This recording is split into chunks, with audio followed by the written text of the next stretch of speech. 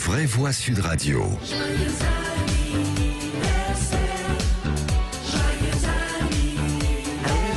Alors sachez qu'aujourd'hui on ne fête pas que l'anniversaire de Bernard, non. Il y a un autre anniversaire, le mouvement La République En Marche, oui, qui souffle sa 5e bougie. Aujourd'hui, c'était le 6 avril 2016, créé par Emmanuel Macron. Alors à l'époque, il voulait pas faire d'ombre à François Hollande, donc il avait parlé, vous vous rappelez cette phrase? Oui, c'est ce truc, ce mouvement de jeunesse, avait-il dit. La République En Marche, premier parti politique de France par sa fortune, 23 millions d'euros, premier parti par son nombre d'adhérents, 420 000 adhérents revendiqués, attention, mais sans cotisation. 5 ans après, le mouvement est quand même dans la difficulté. Beaucoup d'élus qui ont étalé publiquement leurs divergences. Certains ont même claqué la porte. Certains avec fracas. LREM qui n'a pas brillé lors des municipales et peut-être ne brillera certainement pas lors des régionales.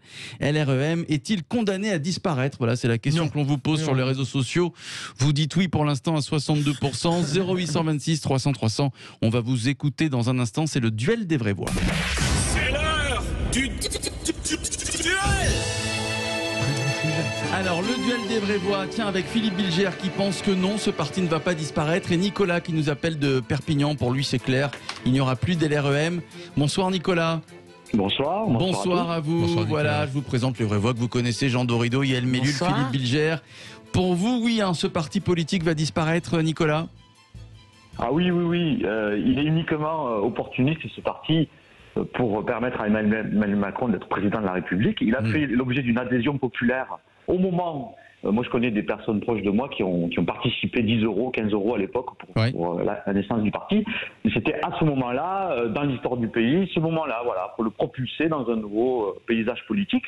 Parce qu'à l'époque, les partis politiques n'incarnaient rien du tout. Ils sont tous morts. Emmanuel Macron a ringardisé la classe politique.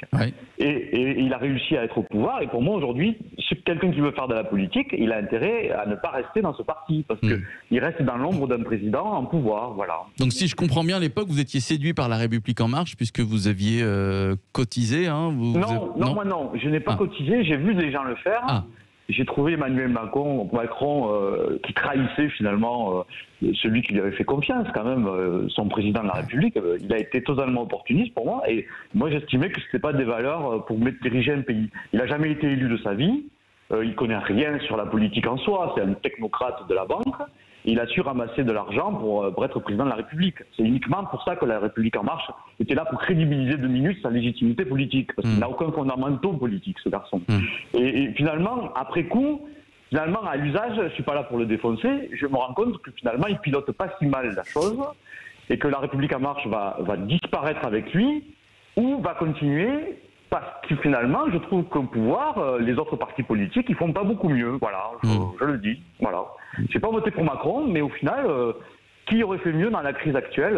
C'est quand même pas lui le responsable de tous nos problèmes aujourd'hui. C'est pas faux. Voilà. C'est pas faux. Alors Philippe Bilger, pourquoi ce parti politique, ce mouvement politique ne disparaîtra pas? Très rapidement, Philippe, et tout ce que dit Nicolas n'est pas faux, si je peux me permettre.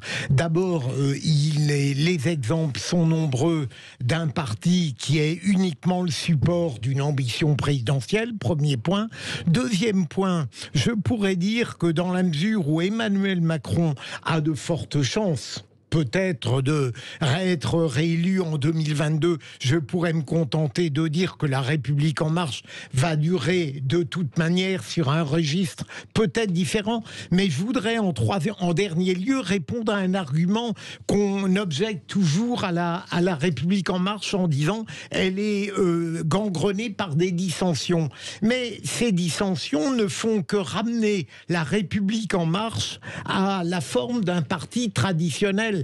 Au départ, et Nicolas l'a un peu évoqué, ça a été un conglomérat, la République En Marche, de tendances très différentes de droite et de gauche, un immense melting pot, et il est très normal qu'au fil des ans, eh bien, peu à peu, des choses se purifient, se décantent. Donc je crois tout de même que la République En Marche n'est pas morte, et Voilà, je voulais. Bon, très bien. Alors, on va voir l'avis du scientifique Jean Dorido et Yael Mellul. Quel est votre sentiment, Yael Mellul? Je ne pense pas du tout que ce mouvement soit mort. Je le pense d'autant moins que on en a parlé hier, d'ailleurs.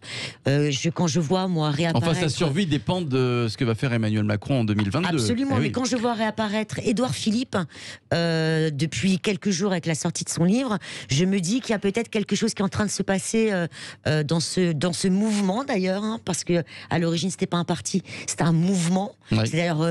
C'était vraiment la volonté d'Emmanuel Macron de ratisser extrêmement large. Et tu as raison, Philippe, il se comporte aujourd'hui plus comme un parti comme un mouvement, mais malgré ça, il reste le plus structuré du paysage politique aujourd'hui. Et Yael, n'oubliez pas qu'Édouard Philippe a toujours refusé d'y adhérer. Hein. C'est vrai. C'est vrai. Et là, il revient.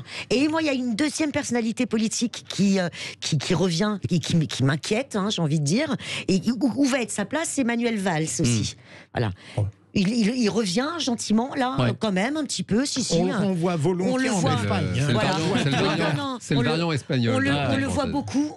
Ah oui, il était l'invité il y a une semaine de la matinale, du Grand Matin Sud Radio avec Patrick Roger. Il était sur RCJ ce matin, on s'est croisés. Moi, je sortais, lui, il rentrait. Il a fait un très bon... Quelle va être sa... comment ça se passe aussi? Alors, on parle d'une candidature de Manuel Valls pour les régionales au Parti Socialiste. Et Cazeneuve aussi, qui réapparaît un petit peu. Moi, j'aimerais bien qu'il y ait un petit... que Cazeneuve, pour moi, c'est une bonne personnalité de gauche, Cazeneuve. Voilà. Vous nous plombez un peu le moral. Oui, je sais. Voilà, je suis désolée. Jean Dorido. Alors, ma chère Yael, vous tombez dans le piège, me semble-t-il, qui est un piège de droite, même si vous parlez de Cazeneuve, parce que je ne vous entends parler que de personnes. Et là, on parle bien d'un parti politique qui est LREM. Et alors, c'est vrai que ce qu'a fait notre président en 2016, c'est un grand classique en politique. Jacques Chirac l'avait fait en créant le RPR, c'est-à-dire qu'il a créé un appareil pour gagner les élections présidentielles. Il a fait ça avec un talent admirable, puisqu'il est devenu président, alors que Nicolas le rappelait, il n'avait pas passé les étapes, je dirais, le bizutage politique, d'être élu local, etc. Ça, c'est le premier point. Le deuxième point, il a appliqué une méthode très moderne pour créer ce mouvement, c'est la méthode de la disruption. C'est-à-dire qu'il a disrupté la vie politique française. Il a dit, moi, je suis en même temps. Là, je suis en même temps de droite, en même temps de gauche. Il a réussi à faire ce qu'avait tenté de faire Louis-Philippe à l'époque. Il a rassemblé les bourgeoisies. C'est-à-dire que les bourgeois de gauche et les bourgeois de droite ont voté pour notre président en 2017, il est devenu président. Après, le souci, c'est que la vie politique française est ainsi faite qu'il faut de l'argent, ça coûte énormément cher de faire de la politique et d'être élu, et ce qui rapporte de l'argent, ce sont les élus locaux. C'est ça qui rapporte de l'argent avant tout. Et il y a des trésors de guerre aujourd'hui. Regardez le Parti communiste. Il n'y a plus de communistes en France, mais il y a quand même encore un Parti communiste qui a un groupe à l'Assemblée parce qu'ils ont ces relais locaux, ces ancrages. Ils ont des sénateurs. Ils ont ce... Et regardez... Est-ce qu'on n'a pas la REM? Et c'est très long. Si on compare, alors comparaison n'est pas raison. Toutefois, si vous regardez le fameux Rassemblement national qui était le Front national il n'y a pas si longtemps, c'est un parti qui va avoir 50 ans. Et il a fallu 50 ans. Pourtant, c'est un parti en 2002, ça fait 20 ans. Ils ont eu un candidat au second tour. Et en fait, on pourrait dire, entre guillemets, ça sert à rien, parce que ce qui fait vraiment le succès d'un parti et pas d'un individu, c'est vraiment ce maillage local, territorial. Et ça, c'est manifestement très très long. Indépendamment des idées des uns et des autres, on voit bien que la REM peine à s'ancrer territorialement parlant. Ils ont eu beaucoup de députés, parce que c'était dans la foulée des présidentielles, il y avait ce fameux effet, comme ça, quand on vote 2 fois de suite, on sait que c'est la même couleur, je dirais, que le président récemment élu. En revanche, je l'avais rappelé, Philippe, pour les municipales, échec cuisant.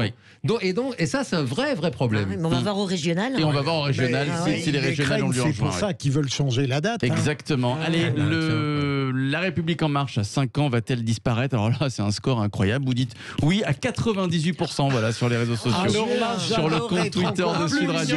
C'est la Chine. Donc j'ai forcément raison. Allez, ne bougez pas. Dans quelques minutes, les vraies voix reviennent avec les rois de l'info. 0826 300 300 pour jouer avec nous et faire équipe avec une de nos vraies voix. On revient très vite, à tout de suite.